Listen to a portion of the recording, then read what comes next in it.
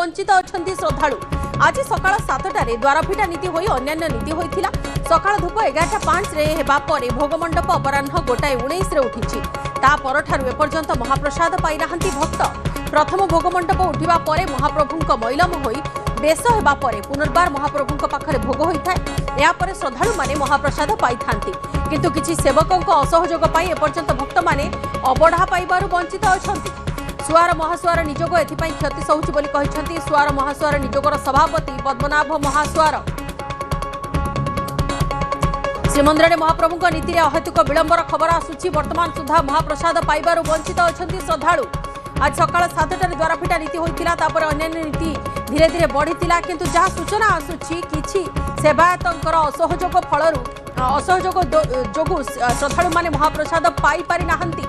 एपर्यंत भक्त माने अबढ़ा पाइबारु वंचित अछंती। सुआर महासुआर निजोग एथिपाई क्षति सहुछि बोली कहिसंती सुआर महासुआर निजोगर सभापति पद्मनाभ महासुआर।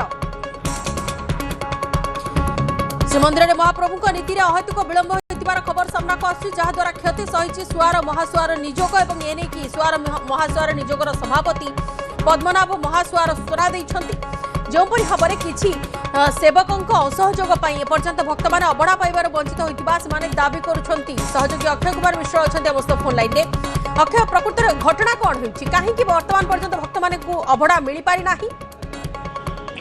देखु बंदिता श्रीमंदिर भितर जदि कहबा तेज जेहेतु भोग चली आज गोविंद द्वादशी भक्तों समागम अधिक रही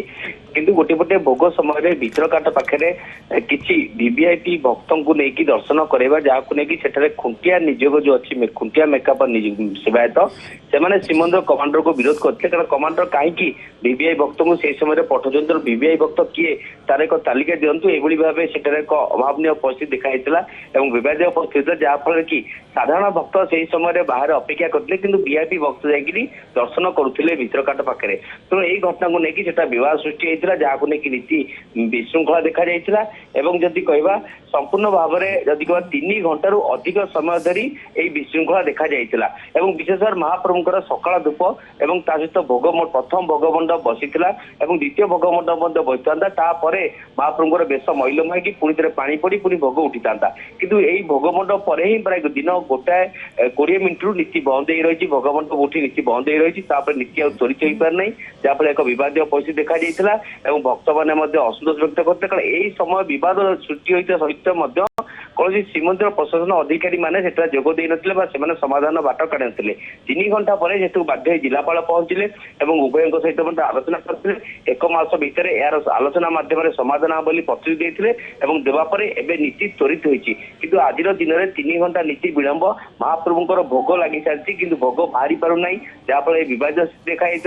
भक्त मैंने आज महाप्रसाद पाइबार वंचित होते कारण आज गोविंद द्वादशी एत बड़ दिन भक्तों अपेक्षा निर्माल्य कणिका पाइबे कि सकाल धूपर भोग एजावत आनंद बजार को आसी पारि ना जहाँफल भक्त महल में असंतोष देखा मिली तो निश्चित भाव ये बद समाधान हवा दरकार कारण आज नुहे दीर्घ दिन धरी यही विवाद लगी रही तेणु तुरंत कि बद समाधान हम जहाँफल सामुखुंटिया निजोग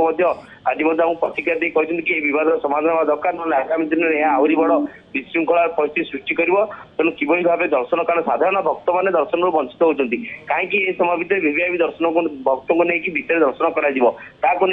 विवाद देखा देती तो निश्चित भाव यहाँ दृढ़ पदक्षेप नेबार आवश्यकता अच्छी श्रीमंदिर प्रशासन पक्ष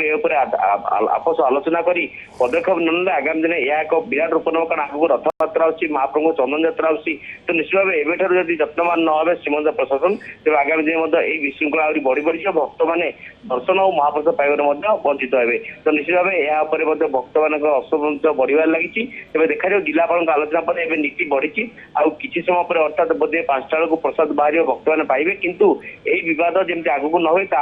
सेवायत और प्रशासन मध्य आलोचना हवा दरकार कारण आम जानते कि 2 तारिख दिन अच्छी स्वतंत्र भाव में परिचालना कमिटी बैठक विशेष भाव से बैठक प्रसंग परवर्ती समय से नहीं अधिक चर्चा है किपरि विशेष भाव में जो कंदल सामना को आसी विवाद सामना को आसी